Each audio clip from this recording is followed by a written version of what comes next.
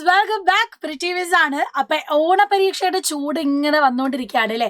ആ സമയത്ത് നിങ്ങൾക്ക് വേണ്ടപ്പെട്ട ഒരു വീഡിയോ ആയിട്ടാണ് മിസ് വന്നിട്ടുള്ളത്. നിങ്ങൾ തമ്മിൽ കണ്ടതുപോലെ തന്നെ നമ്മുടെ ഓൾ ഇമ്പോർട്ടൻറ്റ് ക്വസ്റ്റ്യൻസ്, അതായത് നമ്മുടെ ഓണപരീക്ഷയ്ക്ക് വരുന്ന മുഴുവൻ ചിത്രങ്ങളുടെയും പാർട്ട് 2 ആണിത്. നമ്മൾ ജെനറ്റിക്സ് ഓഫ് ലൈഫിലെ എല്ലാ ഇമ്പോർട്ടൻ്റ് ആയിട്ടുള്ള ഡയഗ്രാംസും കണ്ടു കഴിഞ്ഞു. അപ്പോൾ ഇന്ന് നമ്മുടെ സെക്കൻഡ് ചാപ്റ്റർ, ആദ്യത്തെ 2 ചാപ്റ്ററാണ് നമുക്ക് ഓണപരീക്ഷയ്ക്ക് ഉള്ളത്. അതിലെ രണ്ടാമത്തെ ചാപ്റ്ററിലെ കംപ്ലീറ്റ് ഡയഗ്രാംസ് നമ്മൾ അനലൈസ് ചെയ്ത് പോവുകയാണ്. എങ്ങനെയൊക്കെ ചോദ്യങ്ങൾ വരാം, ചോദ്യങ്ങൾ വന്നാൽ ഏതൊക്കെ കാര്യങ്ങളാണ് പോയിന്റ് ഔട്ട് ചെയ്യേണ്ടത്, ഏതൊക്കെയാണ് നമ്മൾ ശ്രദ്ധിച്ച് പഠിച്ചിട്ട് പോകേണ്ട ഭാഗങ്ങൾ എന്നൊക്കെ മിസ് ക്ലിയർ ആയിട്ട് പറഞ്ഞു തരാം. വീഡിയോ എന്തായാലും കംപ്ലീറ്റ് കാണണം. നിങ്ങളുടെ ഫ്രണ്ട്സിന് ഷെയർ ചെയ്ത് കൊടുക്കാനും മറക്കണ്ട. ഇപ്രാവശ്യത്തെ ഓണം നമുക്ക് തൂക്കണം. Okay, yes. അപ്പോൾ ഓൾ ഇമ്പോർട്ടൻറ്റ് ഡയഗ്രാംസിലേക്ക് നമുക്ക് പോകാം. ഇവിടെ തന്നെ ശ്രദ്ധിക്കേണ്ട ഒരു ഭാഗം എന്ന് പറയുന്നത് ഈ ഒരു ഡയഗ്രാം. ഫസ്റ്റ് തന്നെ നമ്മൾ കുറെ തിയറീസ് പഠിക്കുന്നുണ്ട് അല്ലേ? ഈ തിയറീസിൽ തന്നെ വരുന്ന ഒന്നാണ് ലാമാർക്കിസം എന്ന് പറയുന്നത്. നമ്മൾ ജീൻ ബാപ്റ്റിസ്റ്റ് ലാമാർക്ക് കൊണ്ടുവന്ന തിയറിയാണ് ഇവിടെ പറയുന്നത്. ലാമാർക്കിസം എന്ന് പറയുമ്പോൾ സ്വയാർജിത സ്വഭാവങ്ങളുടെ പാരമ്പര്യ പ്രേഷണ സിദ്ധാന്തം എന്നാണ് നമ്മൾ പറയുന്നത്.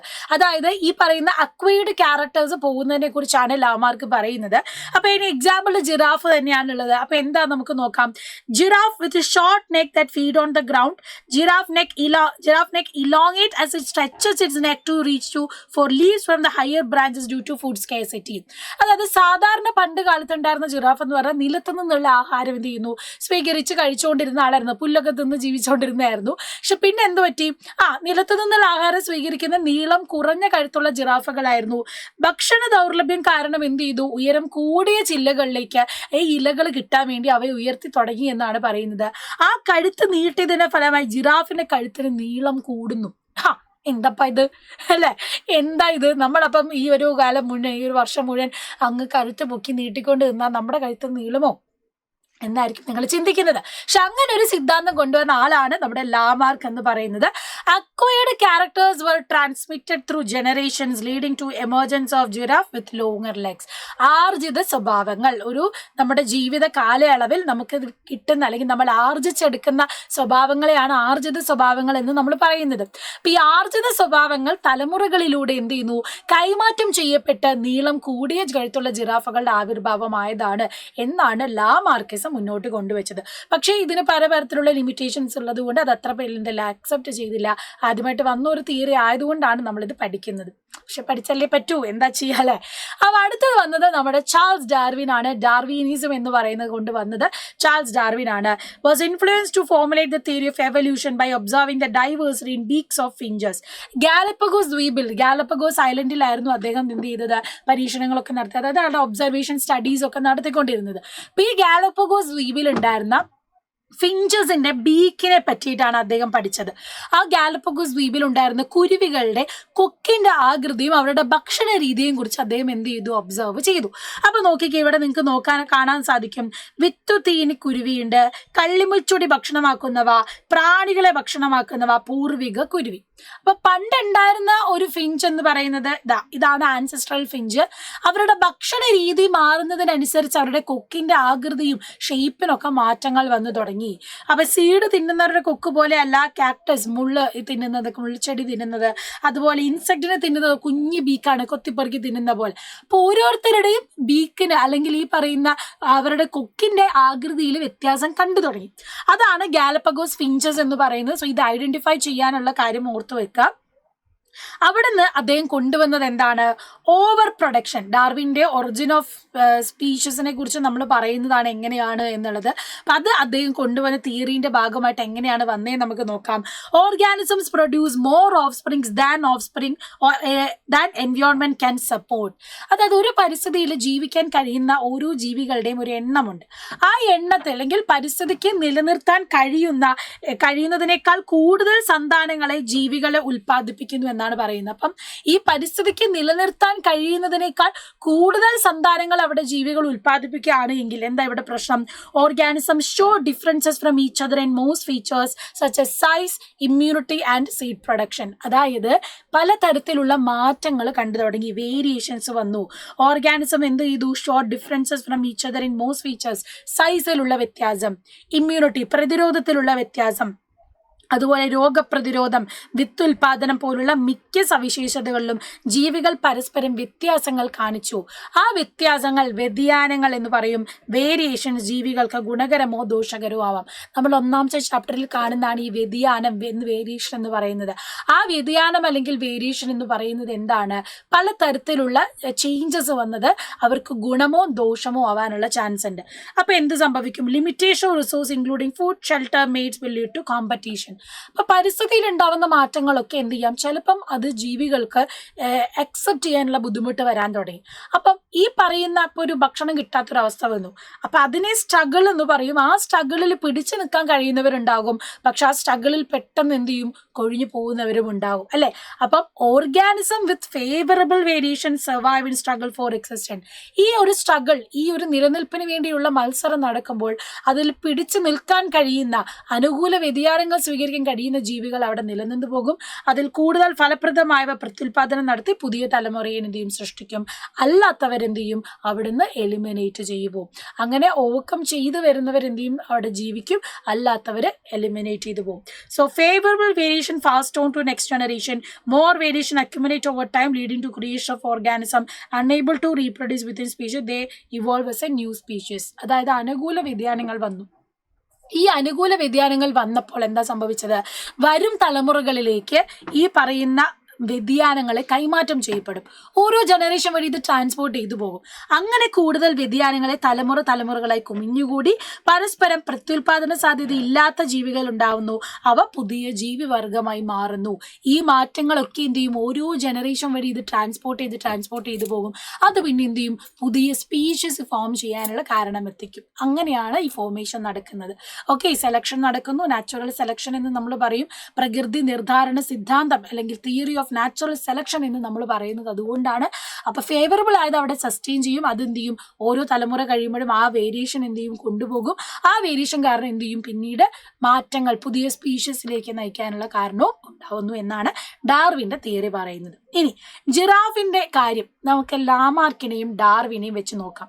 ഇത് കഴിഞ്ഞ വർഷം ഓണപരീക്ഷയ്ക്ക് വന്ന ചോദ്യമാണ്. കുറേ കുട്ടികൾ തെറ്റിച്ച ഒരു ക്വസ്റ്റ്യൻ ആയിരുന്നു ഇത്. ഈ ചിത്രം കണ്ട പാടെ തന്നെ എല്ലാവരും ലാമാർക്കിന്റെ തിയറി എഴുതി വെക്കാൻ തുടങ്ങി. പക്ഷെ ചോദ്യം പറഞ്ഞിരുന്നത് ഈ ജിറാഫിന്റെ ചിത്രം കണ്ടിട്ട് ഡാർവിന്റെ തിയറി വെച്ച് എക്സ്പ്ലെയിൻ ചെയ്യാനായിരുന്നു. ഓക്കെ, ഡാർവിന്റെ തിയറി വെച്ച് എക്സ്പ്ലെയിൻ ചെയ്യാനായിരുന്നു. അപ്പൊ ഡാർവിന്റെ തിയറി വെച്ചിട്ട് ഇത് എക്സ്പ്ലെയിൻ ചെയ്യാൻ പറയുമ്പോൾ നമ്മൾ ഡാർവിനിസം വെച്ചിട്ട് വേണ്ട എക്സ്പ്ലെയിൻ ചെയ്യാൻ വേണം. അതുകൊണ്ട് നമുക്ക് നോക്കാം. ലാമാർക്ക് പറഞ്ഞത് giraffes of early period process short neck എന്നാണ്. അതായത് പൊക്കം കുറഞ്ഞ അല്ലെങ്കിൽ കഴുത്തിന് നീളം കുറഞ്ഞ ജിറാഫ് മാത്രമേ പണ്ട് ഉണ്ടായിരുന്നു എന്നാണ് ലാമാർക്ക് പറഞ്ഞത്. പക്ഷേ നമ്മുടെ ഡാർവിൻ പറഞ്ഞത് എന്താ? Giraffe with neck of varying length. പല സൈസ് കഴുത്തുള്ള വ്യത്യസ്ത നീളത്തോടു കൂടിയ കഴുത്തുള്ള ജിറാഫുകൾ പണ്ട് ഉണ്ടായിരുന്നു. നീളം കുറഞ്ഞത്, കൂടിയത്, അങ്ങനെ പലത്. പക്ഷേ ഇവിടെ നോക്ക്, giraffe began to stretch their neck to obtain food and continuous use giraffe with longer necks emerged എന്നാണ് നമ്മുടെ ലാമാർക്ക് പറഞ്ഞത്. അതായത് പാരിസ്ഥിതികമായിട്ടുള്ള ചേഞ്ചസ് എന്ത് ചെയ്തു? ഈ പറയുന്ന നീളം കൂട്ടാനുള്ള കാരണമുണ്ടായി. നിലത്തുള്ള പുല്ല് തീർന്നു. അപ്പൊ എന്ത് ചെയ്തു? മേലേക്ക് നോക്കിയപ്പോൾ പുല്ല് ഇല മേലെ മരത്തെ കിടക്കുന്നുണ്ട്. അങ്ങനെ സ്ട്രെച്ച് ചെയ്ത് ജിറാഫിന്റെ നീളം കൂടി, കഴുത്തിന്റെ നീളം കൂടി എന്നാണ് ലാമാർക്ക് പറഞ്ഞത്. പക്ഷെ ഡാർവിൻ പറഞ്ഞത് എന്താണെന്നറിയോ? പല സൈസിൽ കഴുത്തുണ്ടായിരുന്ന ജിറാഫുകൾ ഉണ്ടായിരുന്നു. അപ്പൊ നിലത്തുള്ള പുല്ലൊക്കെ തീർന്നു കഴിഞ്ഞപ്പോൾ മരത്തിലേക്കുള്ള പുല്ല് ആശ്രയിക്കേണ്ടി വന്നു. അപ്പൊ giraffe with longer neck survived in the competition. ഭക്ഷണത്തിലുള്ള പോരാട്ടത്തില് നീളം കുറഞ്ഞ ജിറാഫുകൾക്ക് ഭക്ഷണം കിട്ടാണ്ടായി. അതേസമയം നീളം കൂടുതലുള്ളവരോ മരത്തെ ആശ്രയിച്ചു. അപ്പൊ അവർക്ക് നിലനിൽപ്പുണ്ടായി. അപ്പം ആ ഒരു വേരിയേഷൻ, സർവൈവ് ചെയ്യാൻ കാരണമായ വേരിയേഷൻ നീളം കൂടിയ കഴുത്തുള്ളവയ്ക്കായിരുന്നു. അല്ലാത്തവർ അവിടെ എലിമിനേറ്റ് ചെയ്തു. ആഹാരത്തിനായ മത്സരത്തിൽ നീളം കൂടിയ ജിറാഫുകൾ മാത്രം അതിജീവിക്കുന്നു. നീളം കൂടിയ ജിറാഫുകൾ മാത്രം നിലനിൽക്കുകയും പുതിയ ജീവിവർഗമായി മാറുകയും ചെയ്തു. അപ്പൊ ഇവിടെ എന്താ പറയുന്നത്? ജീവികളിലെ അനുകൂല വ്യതിയാനങ്ങളെ പരിസ്ഥിതി തിരഞ്ഞെടുക്കുന്നു എന്നാണ്, അല്ലെ? ഇപ്പൊ നാച്ചുറൽ സെലക്ഷൻ അല്ലെങ്കിൽ ഡാർവിൻ ഈ ഒരു ജിറാഫിനെ കുറിച്ച് പറയുന്നത് environment select the favourable variation in organism. പരിസ്ഥിതി തെരഞ്ഞെടുക്കുന്ന വേരിയേഷൻ അവിടെ സർവൈവ് ചെയ്യും, അല്ലാത്തത് എന്ത് ചെയ്യും? എലിമിനേറ്റ് ചെയ്തു പോകുമെന്നാണ് പറയുന്നത്. സോ ഇത് ഓർത്തോളൂ. ജിറാഫിനെ കണ്ട പാത്രയിൽ പോയിട്ട് ലാമാർക്കാണെന്ന് എഴുതി വെക്കരുത്. ചോദ്യം വായിച്ചിട്ട് ലാമാർക്കിസത്തെ കുറിച്ചാണോ ഡാർവിനിസത്തെ കുറിച്ചാണോ ചോദിക്കുന്നതെന്ന് മനസ്സിലാക്കിയിട്ട് വേണം പോയിന്റ് എഴുതാൻ. ആൻഡ് ഈ രണ്ട് പോയിന്റ് ഓർത്ത് വെക്കണം. ലാമാർക്കിന്റെ തിയറി എക്സ്പ്ലെയിൻ ചെയ്യുന്നതും ഡാർവിന്റെ തിയറി എക്സ്പ്ലെയിൻ ചെയ്യുന്നതും കേട്ടോ. അപ്പൊ ഇങ്ങനെ ഒരു ചിത്രം വന്നാൽ മാറിപ്പോകരുത്. മറ്റൊരു ക്വസ്റ്റ്യൻ ഇവിടെ നമുക്ക് കാണാം. Archaea and eukarya share common ancestor that bacteria do not. Protista, plants, fungi and animals originate from common ancestor അല്ലേ. നമ്മുടെ 5 കിങ്ഡം നമ്മൾ പറയാറുണ്ട്. അതിൽ നിന്ന് പിന്നെ 6 കിങ്ഡമായി ബാക്ടീരിയ, ആർക്കിയ, പിന്നെ പ്രൊട്ടിസ്റ്റ, പ്ലാന്റ്, ഫംഗി, ആനിമൽ, ഇങ്ങനെ 6 കിങ്ഡം ആയിട്ടാണ് നമ്മൾ പഠിക്കുന്നത്. അതിൽ ബാക്ടീരിയ എന്ന് പറയുന്നതും അതുപോലെ തന്നെ ആർക്കിയ എന്ന് പറയുന്നതും ഇവിടെ നോക്കിക്കേ, എല്ലാത്തിനും ഒരു കോമൺ ആൻസെസ്റ്റർ ഇവിടെയുണ്ട് അല്ലേ. ഒരു കോമൺ ആൻസെസ്റ്റർ ഉണ്ട്.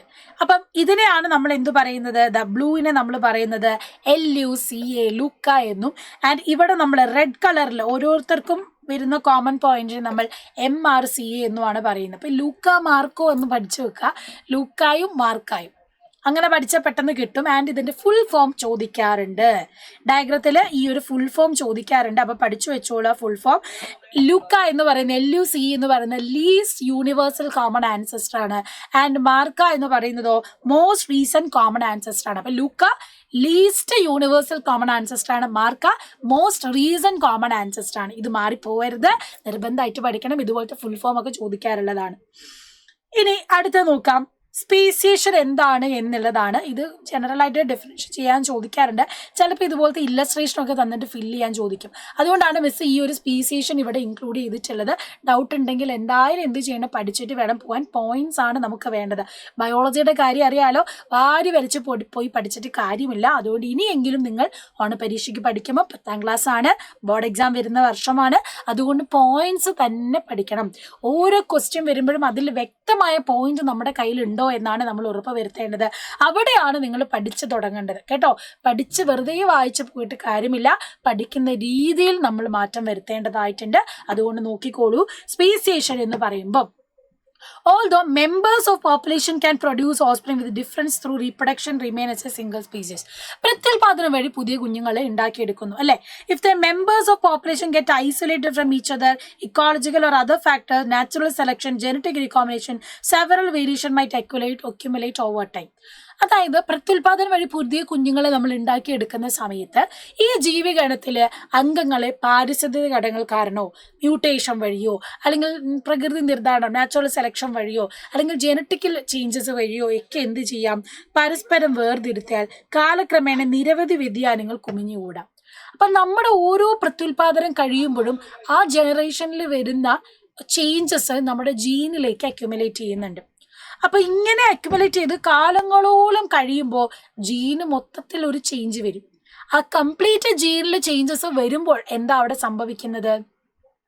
ആ ചേഞ്ചസ് വരുമ്പോഴാണ് നമുക്ക് കാണാനായിട്ട് സാധിക്കുന്നത് ഈ പുതിയൊരു സ്പീഷ്യസിലേക്ക് വരുന്നു എന്നുള്ളത്. ഓരോ ജീനിലും ഓരോ കാലഘട്ടത്തിൽ മാറ്റം വരും. അവസാനം എല്ലാ ജീനിലും മാറിക്കഴിയുമ്പോൾ എന്തായി, അവിടെ പുതിയ സ്പീഷ്യസ് ഫോം ചെയ്യാണ്. So when the members of species become unable to reproduce new offspring mutually evolve into different species. ഇവിടെ ജീവിഗണത്തിലെ അംഗങ്ങൾക്ക് പരസ്പരം പ്രത്യുൽപാദനം നടത്തി പ്രത്യുൽപാദനക്ഷമമായ സന്താനങ്ങളെ രൂപപ്പെടുത്തുമ്പോൾ കഴിയും. ആ അവസ്ഥ ഉണ്ടാക്കുമ്പോൾ എന്ത് ചെയ്യും, അത് പുതിയ സ്പീഷ്യസുകളായിട്ട് മാറും. ആ ചേഞ്ചസ് കാരണമാണ് പുതിയ സ്പീഷ്യസുകളായി മാറുന്നത് കേട്ടോ. ഇനി മോളിക്കുലാർ ബയോളജി എങ്ങനെയൊക്കെയാണ് നമ്മുടെ എവല്യൂഷനിൽ ഓരോ ഭാഗങ്ങൾക്ക് ബന്ധം എന്നാണ് മോളിക്കുലാർ ബയോളജി, ഫോസിൽ എവിഡൻസ് ഒക്കെ നമ്മൾ പഠിക്കുന്നുണ്ട്. അപ്പോൾ മോളിക്കുലാർ ബയോളജിയിൽ ഒരു എക്സാമ്പിൾ ആണ് നമ്മുടെ ഹീമോഗ്ലോബിന്റെ ബീറ്റ ചെയിനിലുള്ള change. Difference in the amino acid of beta chain is compared to human. നമ്മുടെ ഓരോരുത്തരുടെയും, അതായത് ചിമ്പാൻസി തന്നിട്ടുണ്ട്, ഗൊറില്ല തന്നിട്ടുണ്ട്, റാറ്റ്, എലി തന്നിട്ടുണ്ട്. ഈ 3 ജീവികളിലും നമ്മുടെ ഒക്കെ ഹീമോഗ്ലോബിനുള്ള ആ ബീറ്റ ചെയിനിലുള്ള അമിനോ ആസിഡിന്റെ വ്യത്യാസം എത്രയാണെന്നാണ് പറയുന്നത്. ഇപ്പൊ ചിമ്പാൻസി എന്ന് പറയുന്നത് മനുഷ്യനുമായിട്ട് വ്യത്യാസം ഒന്നുമില്ല. നമ്മുടെ ചിമ്പാൻസിയും അമിനോ ആസിഡിൽ ചേഞ്ച് ഒന്നും ഇല്ല എന്നാണ് പറയുന്നത്. ഗൊറില്ലയായിട്ടുള്ളത് ഒരു ചേഞ്ച്, അതായത് ഒരു അമിനോ ആസിഡിലെ ചേഞ്ച് മാത്രമേ ഉള്ളൂ. റാറ്റ് എന്ന് പറയുന്നത് 31. സോ ചിമ്പാൻസി ബീറ്റ ശൃംഖലയിലെ അമിനോ ആസിഡിലെ മനുഷ്യരുമായുള്ള വ്യത്യാസങ്ങളുടെ എണ്ണം എന്ന് പറയുന്നത് 0. ഗൊറില്ല 1, എലി 31. ഈ ഒരു കമ്പാരിസൺ ചോദിക്കാം, ഒന്ന് പഠിച്ചു വെച്ചോളാം. പിന്നെ ഇവിടെ DNA സീക്വൻസസ് കമ്പയർ ചെയ്യുന്നതാണ് മോളിക്കുലാർ ബയോളജിയിൽ. Percentage of matching of chimpanzee DNA with DNA sequence of other organism. കണ്ടോ, ചിമ്പാൻസിയും മനുഷ്യനും തമ്മിലുള്ള സിമിലാരിറ്റി നോക്ക്. പിന്നെ ഗൊറില്ല, മങ്കിനേക്കാൾ കൂടുതലും നമ്മൾ ആരുമായിട്ടാണ്, ചിമ്പാൻസിയുമായിട്ടാണ് സിമിലാരിറ്റി ഉള്ളത് കേട്ടോ. DNA യുമായിട്ട് സിമിലാരിറ്റി ഉള്ളത്. ഇനി കമ്പാരിറ്റീവ് അനാട്ടമി, അതായത് the bones in the fore limb of humans and cat, flippers of whales and wings of bat are similar, these organ differ in their external structure and function. അപ്പോൾ ഇവിടെ നോക്കിയാൽ നിങ്ങൾക്ക് കാണാൻ പറ്റും മനുഷ്യൻ്റെ കൈ, പൂച്ചയുടെ മുൻകാലുകൾ, തിമിംഗലത്തിൻ്റെ ഈ ഒരു ഫ്ലിപ്പേഴ്സ് ഉണ്ടല്ലോ അവർ നീന്താൻ ഉപയോഗിക്കുന്നത്, അതുപോലെ വവ്വാലിൻ്റെ ചിറക് എന്നിവയിലെ അസ്ഥികൾ സമാനമാണ് അല്ലേ. അസ്ഥികൾ ഏകദേശം ഒരു സ്ട്രക്ചറലി സിമിലർ ആണ്. പക്ഷെ അവയുടെ എക്സ്റ്റേണൽ ഫീച്ചറും അതുപോലെ തന്നെ അവരുടെ ധർമ്മവും വ്യത്യാസമാണ്. ഒന്ന് നമ്മൾ വർക്ക് ചെയ്യാൻ ഉപയോഗിക്കുന്നു, പൂച്ച നടക്കാൻ ഉപയോഗിക്കുന്നു, തിമിംഗലം എന്ത് ചെയ്യുന്നു, നീന്താൻ ഉപയോഗിക്കുന്നു, വവ്വാൽ പറക്കാൻ ഉപയോഗിക്കുന്നു. സോ ഇങ്ങനെ എന്താണ് ആന്തരഘടനയിൽ സിമിലാരിറ്റി ഉണ്ട്, പക്ഷെ ബാക്കി ഘടനയിൽ വ്യത്യാസം, ഫങ്ഷനിലും ഡിഫറൻസ് ഉണ്ട്. അതും നമ്മൾ അനാട്ടമിക്കലി കമ്പയർ ചെയ്യുമ്പോൾ ഈ അനാട്ടമി നോക്കുമ്പോൾ എന്താ സിമിലർ ആണ്, അത് വെച്ചിട്ട് നമുക്ക് എവല്യൂഷൻ എന്ത് ചെയ്യാം, റിലേറ്റ് ചെയ്യാനായിട്ട് സാധിക്കുന്നതാണ്. ഇതേപോലെ തന്നെ വരുന്ന മറ്റൊരു എവിഡൻസ് തെളിവാണ് എന്ത്, ഫോസിൽ എവിഡൻസ് എന്ന് പറയുന്നത്, ഫോസിൽ തെളിവുകൾ എന്ന് നമ്മൾ പറയും. അപ്പോൾ ഫോസിൽ തെളിവുകൾ നോക്കുമ്പോൾ ഒന്നാമത്തേത് ancestor of horses at shorter leg than ones in out times, അതായത് കുതിരകളുടെ പൂർവികരുടെ കാലുകൾ ഇന്നത്തെ കുതിരകളെക്കാൾ ചെറുതാണ്. ഫോസിൽ വെച്ച് നമ്മൾ പറയുന്ന ഒരു എക്സാമ്പിൾ ആണ്. പിന്നെ രണ്ടാമത്തേത് എന്ന് പറയുന്നതോ archaeopteryx possess the characteristic feature of both reptiles and birds, ഉരകം, പക്ഷി എന്നിവയുടെ സ്വഭാവങ്ങളോട് കൂടി ആർക്കിയോപ്റ്റെറിക്സ്, രണ്ടിൻ്റെയും ഒരു കണക്റ്റിംഗ് ലിങ്ക് ആയിട്ടാണ് ആർക്കിയോപ്റ്റെറിക്സ് ഉള്ളത്. ഇത് 1 മാർക്കായിട്ട് ചോദിക്കാം. എന്താണ് റിലേഷൻഷിപ്പ്, ബേർഡ്സിൻ്റെയും അതുപോലെ തന്നെ റെപ്റ്റൈൽസിൻ്റെയും കോമൺ ലിങ്ക് ചെയ്യുന്ന ഓർഗാനിസം ഏതാണെന്ന് ചോദിച്ചാൽ നിങ്ങൾ ഏത് എഴുതണം, ആർക്കിയോപ്റ്റെറിക്സ് എഴുതണം. വിച്ച് ആർ കണക്റ്റിംഗ് ലിങ്ക് എന്ന് പറയുന്നതാണ് ഇത് നമ്മുടെ ആർക്കിയോപ്റ്റെറിക്സ്. അതുപോലെ ഓർഗാനിക് എവല്യൂഷൻ ഗ്രാജുവൽ പ്രോസസ് ആണെന്ന് പ്രൂവ് ചെയ്യുന്നതാണ് ഹോഴ്സസിന്റെ കാല്, കുതിരകളുടെ കാലിലുള്ള വ്യത്യാസം. പിന്നെയുള്ളത് it is proven that many species have become extinct that were living on earth, പണ്ട് കാലത്ത് ജീവിച്ചിരുന്ന് ഇന്ന് കാണുന്നില്ല. അതിൻ്റെ എക്സാമ്പിളും നമ്മൾ ഇതുപോലെ ഡൈനോസേഴ്സിൻ്റെ ഫോസിൽ വെച്ചിട്ട് പറയുന്നതാണ്. അതുപോലെ മാമത്തുകൾ, ഇതൊക്കെ ഈ പറയുന്ന എക്സാമ്പിളാണ് കേട്ടോ. അപ്പം ഗ്രാജുവൽ ആയിട്ടുള്ള എവല്യൂഷനാണ്, ആർക്കിയോപ്റ്റെറിക്സ് കണക്റ്റിംഗ് ലിങ്ക്ഡ് ആയിട്ട് നിൽക്കുന്നതാണ്. പിന്നെന്താണ് ഫോസിലുകൾ മുന്നേ ജീവിച്ചിരുന്നത് പിന്നെ എക്സ്റ്റിങ്ക്റ്റ് ആയി പോയി എന്ന് പ്രൂവ് ചെയ്യുന്നത്. ഇതൊന്ന് നിങ്ങൾ എന്ത് ചെയ്യണം, എക്സാമ്പിൾ വെച്ച് പഠിക്കണം, ഫോസിൽ എവിഡൻസസ് എന്ന് പറയുന്നത്. ഇനി ഈ ചിത്രം, ഇത് കഴിഞ്ഞ നിങ്ങളുടെ ടെക്സ്റ്റ് മാറുന്നതിന് മുന്നേ സ്ഥിരമായിട്ട് വന്നുകൊണ്ടിരുന്നൊരു ചോദ്യമായിരുന്നു ഈ ഒരു ഡയഗ്രാം എന്ന് പറയുന്നത്.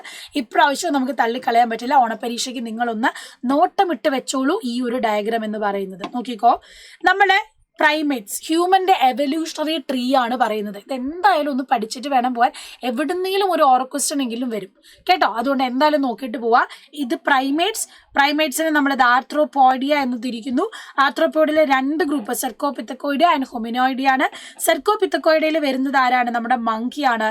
Small sized brain and having tail, അതായത് ചെറിയ മസ്തിഷ്കമാണുള്ളത്, വാലുള്ളവരാണ് എന്ത്, മങ്കീസ്. സെർക്കോപിത്തക്കോയിഡിയ. അപ്പൊ സെർക്കോപിത്തക്കോയിഡ എന്ന് പറയുമ്പോൾ തന്നെ കുരങ്ങനെ ഓർത്തോളാം. സെർക്കോപിത്തക്കോയിഡിയ കുരങ്ങനാണെന്ന് ഓർക്കുക. ഹൊമിനോയിഡയിലെ big sized brain without tail, ഹൊമിനോയിഡിയയില് വലിയ മസ്തിഷ്കമാണ്, വാലില്ലാത്തവരുമാണ്. അതാണ് gibbon, orangutan, gorilla, chimpanzee and മനുഷ്യർ. നമ്മളെല്ലാം ഒരു ഗ്രൂപ്പിൽ പെടുന്നവരാണ്. കുരങ്ങനോ അല്ല. അപ്പൊ നമ്മുടെ പൂർവികരാണ് കുരങ്ങൻ എന്ന് പറയുമ്പോൾ അവിടെ ഒരു മിസ്റ്റേക്ക് വരും. കുരങ്ങൻ എന്ന് പറയുന്നത് കോമൺ ഫീച്ചേഴ്സ് ഒക്കെ ഷെയർ ചെയ്യുന്നുണ്ടെന്നേ ഉള്ളൂ. പക്ഷെ നമ്മുടെ കൂടുതലുമായിട്ട് നമ്മൾ ഹൊമിനോയിഡയിൽ വരുന്നതാണ് ആന്ത്രോപോയിഡയിൽ, ആൻഡ് ആന്ത്രോപോയിഡയിൽ സെർക്കോപിത്തക്കോയിഡിൽ വരുന്നതാണ് എന്ത്, കുരങ്ങൻ എന്ന് പറയുന്നത്. അപ്പം അങ്ങനത്തെ ചോദ്യം വരുമ്പോൾ പഠിച്ചോളാം. പിന്നെ നമ്മുടെ മനുഷ്യരുടെ ഓരോ ഓർഡർ കറക്റ്റ് ആയിട്ട് ആദ്യത്തെ ആള് നമ്മുടെ ആരാണ്, സെഹലാന്ത്രോപ്പസ് ചാഡൻസിസ് അല്ലെ, സെഹലക്കുട്ടി എന്ന് പറയുക. സെഹലാന്ത്രോപ്പസ് ചാഡൻസിസ് ആണ് ആദ്യത്തെ മനുഷ്യൻ എന്ന് പറയുന്നത് കേട്ടോ. പരിണാമ പരമ്പരയിലെ ആദ്യ കണ്ണി, ഓക്കെ, അതാണ് സെഹലാന്ത്രോപ്പസ് ചാഡൻസിസ്.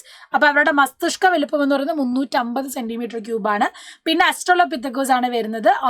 അസ്ട്രലോപിത്തക്കസ് എന്ന് പറയുന്നത് 450 സെന്റിമീറ്റർ ക്യൂബാണ്. ഹോമോ ഹാബിലസ് 600 സെന്റിമീറ്റർ ക്യൂബാണ്. ഹോമോ ഇറക്ടസ് 900 സെന്റിമീറ്റർ ക്യൂബാണ്. ഇതേ ഡയഗ്രാം ഈ ഫേസ് തന്നിട്ട് നിങ്ങളോട് ഐഡന്റിഫൈ ചെയ്യാൻ ചോദിക്കും. അപ്പൊ ഫേസ് വെച്ചിട്ട് എന്ത് ചെയ്യണം, പഠിക്കണം. കുറച്ച് പാടാണ്, കാരണം എല്ലാവരും ഒരേപോലെ തന്നെ ഇരിക്കൂലേ, നമ്മുടെ പൂർവികരാണെന്ന് ഓർക്കണേ. അതുകൊണ്ട് ഇത് മാറിപ്പോവരുത്. സിമിലാരിറ്റി വെച്ച് എന്ത് ചെയ്യാം, പഠിക്കാം. അപ്പം ഏറ്റവും ലാസ്റ്റ് ഒന്ന് നോക്കിയാൽ മതി, നമ്മുടെ ഹോമോസാപ്പിയൻസ് കുറച്ചുകൂടെ സിമിലർ വരുന്നതാണ് ഹോമോസാപ്പിയൻസ്. അപ്പോൾ ഇതാ ഈ തോലൊക്കെ ഉള്ള ശരീരം, ഡ്രസ്സൊക്കെ ഇട്ട് കണ്ട ഓർത്തോളൂ ഹോമോസാപ്പിയൻസ് ആണ്. പിന്നെ ഇയാളെ ഓർക്കുമ്പോൾ നിയാൻഡർതാലൻസസ് ആണെന്ന് ഓർക്കുക. 550 സെന്റിമീറ്റർ ക്യൂബ് ഉണ്ട്. സാപ്പിയൻസ് ആയപ്പോഴത്തേക്കോ 1350 കുറയുവാണ് ചെയ്തത് കേട്ടോ. സോ അപ്പം അത് കറക്റ്റായിട്ട് പഠിക്കണം. മോഡേൺ മാൻ ആരാണെന്ന് ചോദിച്ചാൽ അത് ഹോമോസാപ്പിയൻസ് ആണെന്ന് ഓർക്കുക. കൃഷിയൊക്കെ തുടങ്ങിയത് ഹോമോസാപ്പിയൻസ് ആണ്. അപ്പം അങ്ങനത്തെ ചെറിയ പോയിന്റ് തന്നിട്ട് നിങ്ങളോട് ചോദിക്കും. പിന്നെ ലാർജസ്റ്റ് സ്കള്ളുള്ളത് ഹോമോ ഹാബിലസ് ആണ്. ഹാബിലസ് എന്ന് പറയുമ്പോൾ ഹാബിറ്റ് എന്ന് ആലോചിക്കുക. അതായത് സ്മോൾ ഗ്രൂപ്പായിട്ട് ജീവിക്കുമായിരുന്നു. ഹണ്ടിങ് വേട്ടയാടാൻ തുടങ്ങുമായിരുന്നു. സ്റ്റോൺസ് വെച്ചിട്ട് ടൂൾസ് ഉണ്ടാക്കുന്ന ആളാണ് ഹോമോ ഹാബിലസ്. വേട്ടയാടുന്നായിരുന്നു ഹോബി ഹാബിലസ് എന്ന് പഠിക്കാം. ഹോമോ ഇറക്ടസ്, ഇറക്റ്റായിട്ട് നിൽക്കാൻ കഴിയുന്ന 2 ലെഗുള്ള നേരെ നിന്ന് നടക്കാൻ കഴിയുന്ന ആളാണ് ഹോമോ ഇറക്ടസ് എന്ന് പറയുന്നത്. വലിയ ഫോർഹെഡ്, നെറ്റിത്തട ഉണ്ടായിരുന്നു. മിശ്ര ബുക്കുകളാണ് മികവ് കൂടിയ കല്ലായുധങ്ങൾ ഉപയോഗിച്ച് തുടങ്ങിയാണ്. അപ്പം അത് നിങ്ങൾ എന്തായാലും നോക്കിയിട്ട് വേണം പോകാൻ. അപ്പം എവല്യൂഷൻ കഴിഞ്ഞ് ഇങ്ങോട്ടേക്ക് വരുമ്പോൾ നമ്മുടെ ന്യൂറോൺ, നെർവസ് സിസ്റ്റമാണ് നമുക്ക് പഠിക്കാനായിട്ടുള്ളത്. നെർവസ് സിസ്റ്റത്തിൽ ശ്രദ്ധിക്കേണ്ടത് സ്ട്രക്ചറാണ്. ഈ ഒരു ന്യൂറോണിൻ്റെ സ്ട്രക്ചർ നന്നായിട്ട് പഠിക്കണം. ന്യൂറോണിൽ നിങ്ങൾക്ക് കാണാം ഈ ഒരു ബ്രാഞ്ചസിനെ നമ്മൾ ഡെൻഡ്രൈറ്റ് എന്നാണ് പറയുക. ഡെൻഡ്രൈറ്റ് എന്ന് പറയും. ഡെൻഡ്രൈറ്റ്. അത് കഴിഞ്ഞിട്ട് പിന്നെ ഇവിടെ ന്യൂക്ലിയസ് അല്ലെങ്കിൽ മർമ്മമുള്ള ഭാഗമാണെന്ത്? സെൽ ബോഡി, അല്ലെങ്കിൽ നമ്മൾ പറയും സൈറ്റോൺ എന്ന് പറയും. സെൽ ബോഡി അല്ലെങ്കിൽ കോശ ശരീരം എന്ന് പറയും. പിന്നെ ഈ നീണ്ട ഭാഗമാണ് നമ്മുടെ ആക്സോൺ. ആക്സോണിനെ ചുറ്റിയിട്ട് നമുക്ക് മൈലിൻ ഷീത്തുകൾ കാണാം. ഇലക്ട്രിസിറ്റി, അതായത് അതിലൂടെ പോകുന്ന മെസ്സേജസിൻ്റെ സ്പീഡ് കൂട്ടാനും വളരെ എളുപ്പത്തിൽ മെസ്സേജ് കൺവേ ചെയ്യാനൊക്കെ ആയിട്ട് സ്പീഡ് കൂട്ടാൻ സഹായിക്കുന്നതാണ് മൈലിൻ ഷീത്ത്. പിന്നെ ഇതിൻ്റെ അറ്റത്തേക്ക് വരുമ്പോഴാണ് നമുക്ക് ആക്സോൺ ടെർമിനൽ കാണാൻ പറ്റുന്നത്. അവിടെയാണ് നമ്മുടെ സിനാപ്റ്റിക് നോബ് ഉള്ളത്. ഈ സിനാപ്റ്റിക് നോബിൻ്റെ അറ്റത്താണ് എന്ത് ചെയ്യുന്നത്? ന്യൂറോ ട്രാൻസ്മിറ്റേഴ്സ് റിലീസ് ചെയ്യുന്നതും ഇമ്പൾസസ് ട്രാൻസ്മിറ്റ് ചെയ്യുന്നതും. സോ ന്യൂറോണിൻ്റെ സ്ട്രക്ചർ എന്തായാലും ഒന്ന് പഠിച്ചു വെക്കണം. ഇത് ഡെൻഡ്രൈറ്റ്, സെൽ ബോഡി, കോശ ശരീരം, ആക്സോണൈറ്റ്. ഇപ്പം ഇവിടെ നമുക്ക് മൈലിൻ ഷീത്ത് കാണാൻ പറ്റില്ല. മൈലിൻ ഷീത്ത് ഇല്ലാത്തവരെന്താ വളരെ സ്ലോ ആയിട്ടാണ് എന്ത് ചെയ്യുന്നത്? മെസ്സേജസ് ഒക്കെ ട്രാൻസ്പോർട്ട് ചെയ്യുക. പക്ഷെ അതേസമയം മൈലിൻ ഷീത്ത് ഉള്ളവരെന്ത് ചെയ്യും? സ്പീഡ് കൂടും, നല്ല പ്രൊട്ടക്ഷൻ കൊടുക്കും ആക്സോണിന്. അതൊക്കെ മൈലിൻ ഷീത്ത് ഉണ്ടാകുമ്പോൾ ഉള്ള പ്രത്യേകതകളാണ്. പിന്നെ ഇവിടെ നിങ്ങൾക്ക് കാണാനായിട്ട് നെർവസ് സിസ്റ്റത്തിലെ സെല്ലുകൾ. ഇതും ഒരു 2 മാർക്കിനൊക്കെ ക്വസ്റ്റ്യൻ വരാൻ ചാൻസ് ഉള്ളതാണ്. അപ്പം നോക്കിക്കോളൂ. ഇതിനെ നമ്മൾ എപ്പൻഡൈമൽ സെൽ എന്നാണ് പറയുക. എപ്പൻഡൈമൽ കോശം. ഇത് ഒളിഗോഡെൻഡ്രോസൈറ്റ് ആണ്. നമ്മുടെ ബ്രെയിനിലൊക്കെ നമ്മുടെ തലച്ചോറിലൊക്കെയുള്ള ന്യൂറോണുകളെ പൊതിഞ്ഞു കാണുന്ന ഒന്നാണ് ഒളിഗോഡെൻഡ്രോസൈറ്റ് സെല്ലുകൾ.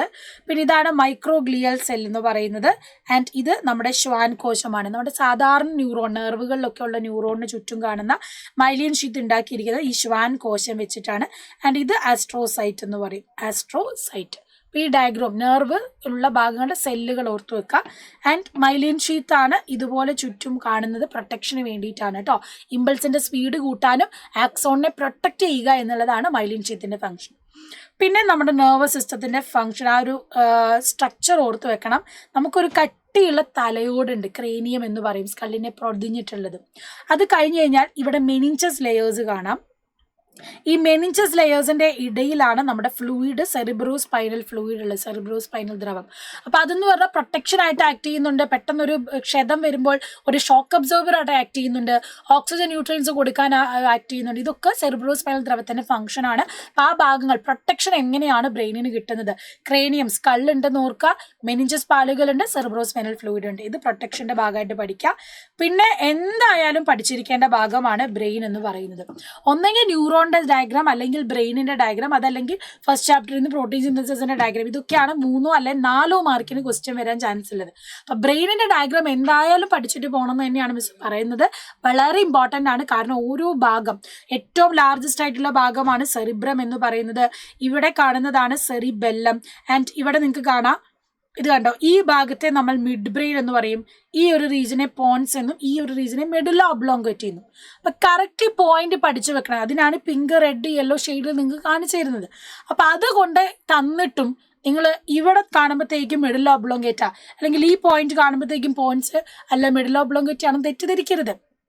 ചിലപ്പം ചോദ്യത്തിൽ തെറ്റിച്ച് തന്നിട്ട് അത് ശരിയാക്കാനും ചോദ്യം വരാറുണ്ട്. കഴിഞ്ഞ വർഷം അങ്ങനെ വന്നിട്ടുണ്ട്. ഇത് തെറ്റിച്ച് തരും. ഇവിടെ മെഡുല ഒബ്ലോങ്കേറ്റ, പിന്നെ ഇത് തലാമസ് എന്നൊക്കെ തരും. അപ്പം അത് മാറ്റി കറക്റ്റായിട്ട് എഴുതി അതിനെ ഫംഗ്ഷൻ എഴുതണം. അപ്പം സെറിബ്രം എന്ന് പറയുന്നത് ലാർജസ്റ്റ് പാർട്ട് ഓഫ് ബ്രെയിൻ ആണ്. നമുക്ക് തിങ്കിങ്, വോളണ്ടറി ആക്ഷൻസ് ഒക്കെ കൺട്രോൾ ചെയ്യുന്ന സെറിബ്രമാണ്. സെറിബെല്ലം എന്ന് പറയുന്നത് എന്താണ്? നമ്മുടെ മസിൽസ് ഒക്കെ കോർഡിനേറ്റ് ചെയ്ത് ശരീര തുലനത പാലിക്കാനും അതുപോലെ നമ്മുടെ മൂവ്മെൻറ്റിനൊക്കെ നമ്മളെ ഹെൽപ്പ് ചെയ്യുന്ന ഒന്നാണ്. ആൻഡ് പിന്നെ തലാമസ് എന്ന് പറയുന്നത് ഇവിടെ സെറിബ്രത്തിലേക്കും സെറിബ്രത്തിൽ നിന്നുള്ള സന്ദേശങ്ങളുടെ പുനർപ്രസരണ കേന്ദ്രം. നമ്മൾ തലാമസിനെയാണ് റിലേ സ്റ്റേഷൻ എന്ന് പറയുന്നത്. അതും 1 മാർക്കിന് ചോദിക്കാറുണ്ട്. റിലേ സ്റ്റേഷൻ ഓഫ് മെസ്സേജസ് എന്ന് പറയുന്നത് തലാമസ് ആണ്. ഹൈപ്പോ തലാമസ് നമ്മുടെ ബോഡി ടെമ്പറേച്ചർ, നമ്മുടെ വിശപ്പ്, തേഴ്സ്റ്റ്, ഇമോഷൻസ്, ഇങ്ങനത്തെ ഇന്റേണൽ ഹോമിയോസ്റ്റാസിസ് ഒക്കെ മെയിൻറ്റെയിൻ ചെയ്യുന്നത് ആരാണ്? അത് നമ്മുടെ ഹൈപ്പോ തലാമസ് ആണ്. ഇവിടെ തലാമസിന്റെ തൊട്ട് താഴെയായിട്ടായിരിക്കും ഹൈപ്പോ തലാമസ് കാണുക. പക്ഷെ ഈ ഒരു റീജിയനിലേക്ക് വന്നാൽ മറന്നു പോകരുത്, midbrain, pons, medulla oblongata ആണ് കേട്ടോ. അപ്പൊ അത് മറന്നു പോകരുത്. ഇവിടെയാണ് midbrain, pons, medulla oblongata. കാഴ്ച, കേൾവി എന്നിവയുമായി ബന്ധപ്പെട്ട സന്ദേശങ്ങൾ പ്രാഥമികമായി വിലയിരുത്തുന്നു. കണ്ണുകൾ, പുരികങ്ങൾ എന്നിവയുടെ ചലനത്തിൽ മിഡ് ബ്രെയിൻ ആണ് ഹെൽപ്പ് ചെയ്യുന്നത്. പിന്നെ പോൺസ് നമ്മൾ പറഞ്ഞിരുന്നു, കണ്ണില് അതുപോലെ മുഖത്തുള്ള പേശികൾ പ്രവർത്തനം, നമ്മൾ ചിരിക്കാനൊക്കെ സഹായിക്കുന്ന പോൺസ് ആണ്. നമ്മുടെ ശ്വാസോച്ഛ്വാസ നിരക്ക്, ബ്രീത്തിങ് എഫിഷ്യൻസി ഒക്കെ നോക്കുന്നത് പോൺസ് ആണ്. മെഡുല ഒബ്ലോങ്കേറ്റ നമ്മുടെ ഭയങ്കരമായിട്ടുള്ള ഒരു ഡെലിക്കേറ്റ് പാർട്ടാണ്. കാരണം ഹാർട്ട് ബീറ്റ്, നമ്മുടെ ബ്രീത്തിങ്, നമ്മുടെ വോമിറ്റിംഗ്, നമ്മുടെ ചുമ, ഇതൊക്കെ തുമ്മലൊക്കെ കൺട്രോൾ ചെയ്യുന്ന ഇൻവോളണ്ടറി ആക്ഷൻസ്, അനൈച്ഛിക പ്രവർത്തനങ്ങൾ നിയന്ത്രിക്കുന്നത് മെഡുല ഒബ്ലോങ്കേറ്റ ആണ് കേട്ടോ. മറന്നു പോകരുത്. ഈ ഭാഗത്തുനിന്ന് ക്വസ്റ്റ്യൻ വന്നാൽ എന്തായാലും എന്ത് ചെയ്യണം? എഴുതാനായിട്ട് പഠിക്കണം. അടുത്തത് ഇവിടെ നോക്കിയാൽ നിങ്ങള് നമ്മുടെ സ്പൈനൽ കോഡ് വരുന്ന ഭാഗമാണ് കേട്ടോ. ഇതും ചോദിക്കാറുള്ളതാണ്. ഇതെന്തു ഭാഗത്തിനെയാണ് സൂചിപ്പിക്കുന്നത്? ഇത് ഏതു ഭാഗത്തിനെ സൂചിപ്പിക്കുന്നു? ഫംഗ്ഷൻ എന്താണ് എന്നൊക്കെ ക്വസ്റ്റ്യൻ ചോദിക്കും. ഓർത്ത് വെച്ചോളൂ. ഇവിടെ സ്പൈനൽ കോഡിന്റെ സെന്ററിൽ നിങ്ങൾക്ക് ഗ്രേ മാറ്റർ കാണാം, പുറമെ നിങ്ങൾക്ക് വൈറ്റ് മാറ്റർ കാണാം. ബ്രെയിനിലാകുമ്പോൾ പുറമെ ഗ്രേ മാറ്ററും അകത്ത് വൈറ്റ് മാറ്ററുമാണ്. ഇവിടെ നേരെ തിരിച്ചാണ്. ആൻഡ് ഇതിന്റെ ഉള്ളിൽ ഈ സെൻട്രൽ കനാൽ എന്ന് പറയുന്നത് ഈ ഒരു ഭാഗമാണ്. സെൻട്രൽ കനാൽ എന്ന് പറയുന്നത് സെറിബ്രോ സ്പൈനൽ ദ്രവം നമ്മുടെ സ്പൈനൽ കോഡിൽ കാണുന്നത് ഈ സെൻട്രൽ കനാലിന്റെ ഉള്ളിലാണ്. അതാണ് എന്ത് ചെയ്യുന്നത്? പ്രൊട്ടക്ഷൻ ആയിട്ട് നിൽക്കുന്നത്. പിന്നെ ഈ ഒരു ഭാഗമാണ് ഡോർസൽ റൂട്ട് ആൻഡ് ഇതാണെന്ത്? നമ്മുടെ വെൻട്രൽ റൂട്ട്. ഡോർസൽ റൂട്ട് എന്ന് പറഞ്ഞാൽ എന്താണ്? Transmit messages from different part of body to spinal cord. അതായത് സെൻസറി മെസ്സേജസ് എന്ന് നമ്മൾ പറയുന്ന സെൻസറി മെസ്സേജസ്, സെൻസറി നെർവ്, അതായത് നമ്മുടെ സെൻസ് ഓർഗൻസിൽ നിന്നുള്ള മെസ്സേജ് കൊണ്ടുവരുന്ന ആള് ഡോർസൽ റൂട്ടാണ്. ആൻഡ് വെൻട്രൽ റൂട്ട് എന്ന് പറഞ്ഞാൽ റിപ്ലൈ മെസ്സേജസ് ആണ്. ഇൻസ്ട്രക്ഷൻ, സ്പൈനൽ കോഡ് കൊടുക്കുന്ന ഇൻസ്ട്രക്ഷൻ ബാക്കിയുള്ള പാർട്സിലേക്ക് കൊടുക്കുന്ന റിപ്ലൈ മെസ്സേജസ് കൊണ്ടുപോകുന്ന ആളാണ് വെൻട്രൽ റൂട്ട്. അപ്പൊ ഡോർസൽ റൂട്ടും വെൻട്രൽ റൂട്ടും മാറരുത്. ഇതാണ് നമ്മുടെ സുഷുമ്ന നാഡി, സ്പൈനൽ കോഡ് എന്ന് പറയുന്നത്. പിന്നെ സ്ഥിരമായിട്ട് വരുന്ന ഒരു ഭാഗം ഇതാണ്, ആവേഗങ്ങളുടെ പ്രേഷണമാണ്. ഇവിടെ നോക്കേണ്ട ഒരു കാര്യം എന്ന് പറയുന്നത് ട്രാൻസ്മിഷൻ ഓഫ് ഇമ്പൾസ്, ആവേഗങ്ങളുടെ പ്രേഷണമാണ്. പ്രധാനമായിട്ട് ശ്രദ്ധിക്കേണ്ട കാര്യം, ഇവിടെ ഒരു ഇമ്പൾസ് വരാത്ത സമയം നമ്മുടെ ആക്സോണിന്റെ ഒരു ഭാഗമാണ് ഈ കൊടുത്തിട്ടുള്ളത്. ആക്സോണിന്റെ ഭാഗത്ത് ഉള്ളിലെല്ലാം നെഗറ്റീവ് ചാർജുകളായിരിക്കും, പുറത്തെല്ലാം പോസിറ്റീവ് ചാർജുകളുമായിരിക്കും. ഉദ്ദീപനം വരുന്നു, സ്റ്റിമുലസ് വന്നു കഴിയുമ്പോൾ എന്താ സംഭവിക്കുന്നത്? സ്റ്റിമുലസ് ഉള്ള ഭാഗത്തെല്ലാം അകത്തേത് നെഗറ്റീവ് മാറി പോസിറ്റീവ് ആവും, പുറത്തെ പോസിറ്റീവ് മാറി നെഗറ്റീവും ആവും. സ്റ്റിമുലസ് പോയി കഴിയുമ്പോഴോ ബാക്ക് ടു നോർമൽ ആകും. അടുത്ത ഏരിയ എന്താകും? ഇതുപോലെ പോസിറ്റീവ് നെഗറ്റീവ്. അപ്പം ചാർജുകളുടെ വ്യതിയാനമാണ് ഇവിടെ എന്താ സംഭവിക്കുന്നത്? ചാർജുകളുടെ വ്യതിയാനം, മൊമെന്ററി ചാർജ് ഡിഫറൻസസ് ആണ് ഇവിടെ സംഭവിക്കുന്നത്. ആ മൊമെന്ററി ചാർജ് ഡിഫറൻസസ് കാരണമാണ് എന്ത് സംഭവിക്കുന്നത്? ഈ ഒരു സ്റ്റിമുലസിനെ ട്രാൻസ്മിറ്റ് ചെയ്യുന്നത്. അപ്പം ഇത് പെട്ടെന്ന് നടക്കും. അതിനനുസരിച്ച് എന്ത് ചെയ്യും? ചാർജസിന്റെ വ്യതിയാനം നടക്കുന്നത് വഴിയാണ് ഈ ഇമ്പൾസ് ട്രാൻസ്മിറ്റ് ചെയ്യുന്നത് കേട്ടോ. ട്രാൻസ്മിഷൻ ഓഫ് ഇമ്പൾസ് വരുമ്പോൾ ഈ ഒരു ചിത്രം കംപ്ലീറ്റ് ചെയ്യാനൊക്കെ ചോദിക്കും. ഓർത്തോളൂ, സ്റ്റിമുലസ് ഉള്ള ഭാഗം എന്ത് ചെയ്യും? അകത്ത് പോസിറ്റീവും പുറത്ത് നെഗറ്റീവും ആകും. ഓക്കെ. പിന്നെ നമ്മുടെ സിനാപ്സ് ആണ്. ഇവിടെ പ്രീ സിനാപ്റ്റിക് മെംബ്രെയിനും ഇവിടെ പോസ്റ്റ് സിനാപ്റ്റിക് മെംബ്രെയിൻ്റെ ഇടയിലുള്ള ക്ലെഫ്റ്റ് ആണ് സിനാപ്റ്റിക് ക്ലെഫ്റ്റ് എന്ന് പറയുന്നത്. ആൻഡ് ഈ സിനാപ്റ്റിക് നോബ് എന്ത് ചെയ്യും? ചെറിയ വെസിക്കിൾസ് ഉണ്ട്, അതിൻ്റെ ഉള്ളിൽ ന്യൂറോ ട്രാൻസ്മിറ്ററുകൾ ഉണ്ട്. അപ്പോൾ ഈ പറയുന്ന ന്യൂറോ ട്രാൻസ്മിറ്റർ എന്ത് ചെയ്യും? ഇതിലേക്ക് റിലീസ് ചെയ്യും, ഈ ഏരിയയിലേക്ക് റിലീസ് ചെയ്യും. അത് കെമിക്കലായിട്ടാണ് റിലീസ് ചെയ്യുന്നത്. ഇലക്ട്രിക്കൽ ഇമ്പൾസ് കെമിക്കലായിട്ട് റിലീസ് ചെയ്യും. എന്നിട്ടോ ഇപ്പുറത്തെ നമ്മുടെ ഡെൻഡ്രൈറ്റിന്റെ അറ്റത്തായിട്ട് നമുക്ക് റിസപ്റ്ററുകൾ കാണാം. ആ റിസപ്റ്ററുകളാണ് എന്ത് ചെയ്യുന്നത്? ഈ ഇമ്പൾസിനെ അല്ലെങ്കിൽ നമ്മുടെ കെമിക്കലിനെ, ന്യൂറോ ട്രാൻസ്മിറ്ററെ സ്വീകരിക്കുന്നു. അതിനെ പിന്നെ എന്ത് ചെയ്യും? വീണ്ടും ഇലക്ട്രിക്കൽ സിഗ്നൽ ആയിട്ട് അടുത്തേക്ക് കൊടുക്കും. അപ്പം ന്യൂറോ ട്രാൻസ്മിറ്റർ ആയിട്ടുള്ള വെസിക്കിൾ കാണുന്നത് പ്രീ സിനാപ്റ്റിക് സ്ഥലത്തിലും റിസപ്റ്ററുകൾ കാണുന്നത് പോസ്റ്റ് സിനാപ്റ്റിക് ആയിട്ടുള്ള ഭാഗത്തുമാണ്. ഈ ഏരിയനെയാണ് സിനാപ്റ്റിക് ക്ലെഫ്റ്റ്, ആ വിടവിനെയാണ് സിനാപ്റ്റിക് ക്ലെഫ്റ്റ് എന്ന് പറയുന്നത്. ഇങ്ങനെ ഇലക്ട്രിക്കൽ ഇമ്പൾസുകൾ എന്ത് ചെയ്യും? കെമിക്കൽ ഇമ്പൾസുകളായിട്ട് ട്രാൻസ്മിറ്റ് ചെയ്തിട്ടാണ് അടുത്ത ന്യൂറോണിലേക്ക് പോകുന്നത്. ആൻഡ് എപ്പോഴും ഇമ്പൾസ് ഈ ഡയറക്ഷനിൽ മാത്രമേ പോകുള്ളൂ. കാരണം ഇതിനെ സ്വീകരിക്കാനുള്ള റിസപ്റ്ററുകൾ നമ്മുടെ ഡെൻഡ്രൈറ്റിലേ ഉള്ളൂ.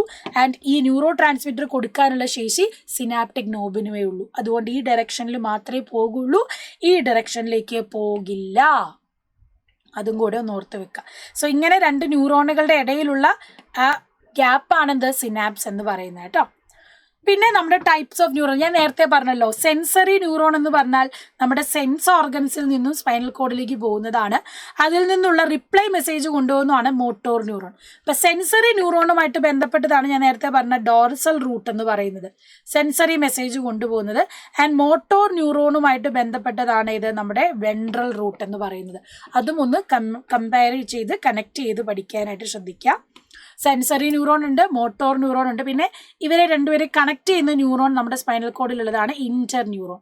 ഇങ്ങനെ 3 ന്യൂറോൺ ഉണ്ട്, sensory neuron, Inter neuron, motor neuron. So diagram വെച്ച് തന്നെ പഠിക്കുക കേട്ടോ. അടുത്തത് ഈ ഒരു ഭാഗം വളരെ ഇമ്പോർട്ടൻ്റ് ആയിട്ടുള്ള ഭാഗമാണ്. നമ്മൾ പെട്ടെന്ന് ഒരു എന്താണ് ടഫ് സിറ്റുവേഷനിൽ നിൽക്കുകയാണ്, വളരെ ടെൻഷൻ അടിച്ച് നിൽക്കുന്ന ഒരു സിറ്റുവേഷനിൽ നമ്മുടെ ബോഡി ആക്ട് ചെയ്യുന്ന ഒരു സിസ്റ്റമാണ് സിമ്പത്തറ്റിക് സിസ്റ്റം എന്ന് പറയും. അതായത് പെട്ടെന്ന് ഒരു കള്ളൻ നമ്മുടെ പുറകെ വരുന്നു, അല്ലെങ്കിൽ നമ്മളെ ആരെങ്കിലും ഓടിച്ച് പിടിക്കാൻ വരുന്നു, അല്ലെങ്കിൽ പട്ടി ഓടിക്കാൻ വരുന്നു. ഈ സമയത്ത് നമ്മൾ ടെൻസ്ഡ് ആവും. ആ സമയത്ത് നമ്മുടെ സിമ്പത്തറ്റിക് സിസ്റ്റമാണ് വർക്ക് ചെയ്യുക. സിമ്പത്തറ്റിക് സിസ്റ്റം അല്ലെങ്കിൽ വ്യവസ്ഥ വർക്ക് ചെയ്യുമ്പോൾ എന്താ സംഭവിക്കുന്നത്? പ്യൂപ്പിൾ ഡൈലേറ്റ് ചെയ്യും, അതുപോലെ എന്ത് ചെയ്യും? സലൈവ ഡിക്രീസ് ചെയ്യും, നമ്മുടെ വായിലുള്ള ഉമിനീരൊക്കെ വറ്റിപ്പോകാൻ തുടങ്ങും, ഹാർട്ട് ബീറ്റ് ടെൻഷൻ അടിച്ചിട്ട് ഇങ്ങനെ കൂടും. അതുപോലെ തന്നെ ലങ്സ് എക്സ്പാൻഡ് ചെയ്യും, മാക്സിമം ഓക്സിജൻ കിട്ടാൻ വേണ്ടി എക്സ്പാൻഡ് ചെയ്യും. പിന്നെ ഡൈജഷനൊക്കെ സ്ലോ ഡൗൺ ചെയ്യും, കാരണം അവിടേക്ക് പോകേണ്ട എനർജിയും കൂടെ ബാക്കി നമ്മുടെ ഓടാനോ അല്ലെങ്കിൽ ഇവരോട് ഫൈറ്റ് ചെയ്യാനുള്ള ഇതിലേക്ക് വരും. And increase hormone production, slow down peristalsis. ഡൈജഷനിൽ അവിടെ പോകേണ്ട എല്ലാ ആക്ഷനും നിർത്തി വെച്ചിട്ട് കംപ്ലീറ്റ് നമ്മുടെ ഈ ഒന്നെങ്കിൽ അയാളോട് അടി കൂടണം അല്ലെങ്കിൽ ഓടി രക്ഷപ്പെടണം. അതിന് വേണ്ടിയിട്ട് റെഡി ആയിട്ടായിരിക്കും സിമ്പത്തറ്റിക് സിസ്റ്റം നിൽക്കാം. ആൻഡ് യൂറിൻ പോവാതെ പിടിച്ചു നിൽക്കും. പിന്നെയോ പാരാസിമ്പത്തറ്റിക് സിസ്റ്റം ആകുമ്പോഴത്തേക്കും നമ്മൾ നോർമലാവും. അപ്പോൾ പ്യൂപ്പിൾ കൺസ്ട്രക്റ്റ് ആകും, സലൈവ വരും. ഇതിൻ്റെ നേരെ ഓപ്പോസിറ്റ്, ഇതിലേതെങ്കിലും ഒരു ഭാഗം പഠിച്ചാൽ മറ്റേത് നോർമലായിട്ട് നിങ്ങൾക്ക് എഴുതാവുന്നതാണ്. കമ്പാരിസൺ ചെയ്ത് തന്നെ പഠിക്കാം. പിന്നെ ഏറ്റവും ഇമ്പോർട്ടൻ്റ് ആയിട്ടുള്ള ടോപ്പിക്കാണ് നമ്മുടെ റിഫ്ലക്സ് ആക്ഷൻ എന്ന് പറയുന്നത് കേട്ടോ. റിഫ്ലക്സ് പ്രവർത്തനം ഇതെന്തായാലും പഠിച്ചു വെക്കണം. ഇനി അങ്ങോട്ടും ആവശ്യമുള്ളൊരു ടോപ്പിക്കാണ്. അപ്പം റിഫ്ലക്സ് പ്രവർത്തനത്തിൽ എന്താ, നമ്മളിപ്പോൾ ഒരു ചൂട് പാത്രത്തിൽ തൊടുന്ന സമയത്ത് ഈ ഒരു ആർക്കാണ് നിങ്ങൾ ശ്രദ്ധിക്കേണ്ടത്. ചൂട് തൊടുമ്പോൾ തന്നെ സ്കിന്നാണ് അത് അറിയുന്നത്. ഇതിനെപ്പറ്റി നമ്മൾ 3ാമത്തെ ചാപ്റ്ററിൽ പഠിക്കുന്നുണ്ട്. ഈ ചൂട് തട്ടുന്നത് സ്കിന്നാകുമ്പം സ്കിന്നിലുള്ള റിസപ്റ്ററുകൾ എന്ത് ചെയ്യും? ആ മെസ്സേജിനെ സ്വീകരിക്കും. അത് നമ്മുടെ എന്ത് ചെയ്യും? ഈ നെർവ് നേരെ കൊണ്ടുപോയിട്ട് നമ്മുടെ സ്പൈനൽ കോഡിന് കൊണ്ട് കൊടുക്കും. ഇപ്പം സെൻസറി ന്യൂറോൺ ആണ് പോകുന്നത്. അപ്പോൾ ഈ സെൻസറി ന്യൂറോൺ ആണ് നേരെ കൊണ്ട് നമ്മുടെ സ്പൈനൽ കോഡിൽ കൊടുക്കുന്നത്. ആ ഇന്റർ ന്യൂറോൺ എന്ത് ചെയ്യും? ആ മെസ്സേജ് സ്വീകരിച്ച് മോട്ടോർ ന്യൂറോണിന് കൊടുക്കും. മോട്ടോർ ന്യൂറോൺ മസിലിനും കൊടുക്കും. അപ്പം ഇതാണ് ഷേപ്പ്. ഈ ഒരു ആർക്ക് ഷേപ്പ് ആയതുകൊണ്ടാണ് ഇതിനെ റിഫ്ലക്സ് ആർക്ക് എന്നൊക്കെ നമ്മൾ പറയുന്നത്. ആ മസിൽ ആക്ട് ചെയ്യുമ്പോഴാണ് കൈ പെട്ടെന്ന് വലിക്കുന്നത്. ഇതിന് ശേഷം അടുത്ത സെക്കൻഡിലാണ് ബ്രെയിനിലേക്ക് ആ മെസ്സേജ് പോവുക. സോ ഇങ്ങനെയുള്ള മെസ്സേജിന് നമ്മൾ പറയുന്നതാണ് റിഫ്ലക്സ് ആക്ഷൻ. സോ ഇതിൻ്റെ ഫ്ലോ ചാർട്ട് ഫില്ല് ചെയ്യാനും റിഫ്ലക്സ് ആക്ഷൻ എന്ന് പറയുന്നത് സഡൻ ഇൻവോളണ്ടറി ആയിട്ട് ഇമ്പൾസീവ് ആയിട്ട് നടക്കുന്ന ഒന്നാണ്. അതും കൂടെ അതിൻ്റെ പ്രത്യേകതകൾ പഠിച്ചു വെക്കാം. പിന്നെ നമ്മൾ പഠിക്കുന്നത് മറ്റു ഓർഗാനിസത്തിലുള്ള നെർവസ് സിസ്റ്റത്തിൻ്റെ കാര്യമാണ്. ഹൈഡ്രയിലെ ന്യൂട്രൽ നെറ്റ്വർക്കാണ് നോ കൺട്രോൾ സെന്റർ സീൻ. നിയന്ത്രണ കേന്ദ്രമില്ലാത്ത നാഡി ജാലികയാണ് കാണപ്പെടുന്നത്. പ്ലനേറിയയിൽ നമുക്കൊരു നെർവ് ഗാംഗ്ലിയ ഹെഡ് റീജിയനിൽ കാണാനായിട്ട് പറ്റും. അവരാണ് ഇൻസ്ട്രക്ഷൻസ് ഒക്കെ കൊടുക്കുക. പിന്നെ നമ്മുടെ ഇൻസെക്ട്സിലേക്ക് വരുമ്പം ന്യൂറോൺ ഒരു ഹെഡ് റീജിയനിൽ കാണാനായിട്ട് സാധിക്കും. Unite to evolve in a clear somewhat developed brain ganglia of a paired nerve fibre emerging from this are seen in each segment. അപ്പം തലയുടെ ഭാഗത്തുള്ള നാഡീകോശങ്ങൾ കൂടിച്ചേർന്ന് വളരെ വ്യക്തമായ സാമാന്യ വികാസം പ്രാപിച്ച മസ്തിഷ്കമാണ് ഇൻസെക്റ്റിൽ ഉണ്ടാവുക. നാഡി തന്തുക്കളുടെ ഗാംഗ്ലിയോണുകൾ ഓരോ അറയിലും കാണപ്പെടുന്നു. ഇപ്പം പ്ലനേറിയയുടെ എക്സാമ്പിൾ തന്നിട്ട് 1 മാർക്കിന് ചോദിക്കാം, മാച്ച് ദ ഫോളോയിങ് ചോദിക്കാം, എന്നിട്ട് 1 മാർക്കിന് കറക്റ്റ് ഓപ്ഷൻ ഏതാന്ന് ചോദിക്കാം, MCQs ചോദിക്കാം. അതൊക്കെ ഇവിടെ പഠിച്ചു വെക്കുക. സോ ഇത്രയുമാണ് സെക്കൻഡ് ചാപ്റ്ററിലെ ഇമ്പോർട്ടൻറ്റ് ഡയഗ്രാംസ്. കംപ്ലീറ്റ് ഡയഗ്രാം ആണ്, അതുകൊണ്ടാണ് കുറച്ച് നീട്ടി മിസ് പറഞ്ഞു തന്നത്. ഇത് മറന്നു പോകരുത്, കൃത്യമായിട്ട് പഠിച്ചിട്ട് പോകണം. വളരെ ഇമ്പോർട്ടൻ്റ് ആയിട്ടുള്ള ഒരു ഏരിയ ആണ് നമ്മൾ പഠിച്ചിട്ടുള്ളത്. സോ 2 ചാപ്റ്ററും നമ്മൾ ഡയഗ്രാംസ് പഠിച്ചു. ആദ്യത്തെ ഡയഗ്രാം കാണാത്ത കുട്ടികളുണ്ടെങ്കിൽ മുന്നേ പോയിട്ട് കാണുക, മറന്നു പോകരുത് കേട്ടോ. ഇനി ഒരു ചോദ്യം നിങ്ങൾക്ക് തരികയാണ്, കമന്റ് ബോക്സിൽ കമന്റ് ചെയ്യാൻ വേണ്ടിയിട്ടാണ്. സിമ്പത്തറ്റിക് സിസ്റ്റം നടക്കുന്ന സമയത്ത് എന്തൊക്കെ ചേഞ്ച് ആണ് നമ്മുടെ ബോഡിയിൽ ഉണ്ടാവുന്നത്? ഒരു 3 ചേഞ്ചസ് നിങ്ങൾ കമന്റ് ബോക്സിൽ കമന്റ് ചെയ്യുക. സോ കൂടുതൽ അടിപൊളി വീഡിയോ ഇട്ടായിട്ട് മിസ് വീണ്ടും വരുന്നതാണ്. അടിപൊളിയായിട്ട് പഠിക്കണം. ഓണപരീക്ഷ നമുക്ക് തൂക്കണം, അടിപൊളിയായിട്ട് പഠിക്കണം. മാരത്തോൺ ലൈവിലും ആപ്പിലേക്കും വരിക. റിവിഷൻസും കാര്യങ്ങളും ക്വസ്റ്റ്യൻ പേപ്പറൊക്കെ നിങ്ങൾക്ക് കിട്ടുന്നതാണ്. അപ്പം സീ യു സൂൺ മക്കളെ, ബൈ.